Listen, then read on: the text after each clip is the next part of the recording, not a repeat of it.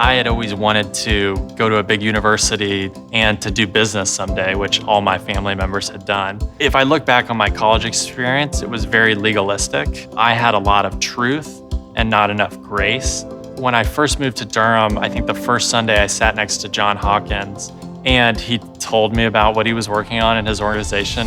John and I met at a gathering of Christian businessmen. At that point in my career, I felt God was calling me to meet Christian businessmen to understand how on earth do you live as a Christian, being married with kids, running a company, all the other things that come along with that. We went out and got lunch, and about halfway through lunch, he stopped and said, "When would you think about me mentoring you?" So going through the mentoring relationship radically transformed how I saw myself as a leader in all the different spheres of influence that God placed me in. Over the course of the next year, I was in business school getting my MBA, and I basically just met with John on occasion. He had kind of continued to encourage me to think about mentorship and meet Todd. We met for lunch shortly after John introduced us, and then it kind of all kicked off from there.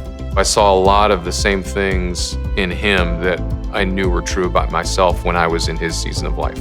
I could see he genuinely wanted to know the same things that I wanted to know at that season of life of what does it look like for me to be a God-honoring leader in all my spheres of influence. And I thought, well, someone poured into me to help me understand that. I could certainly do the same thing for him.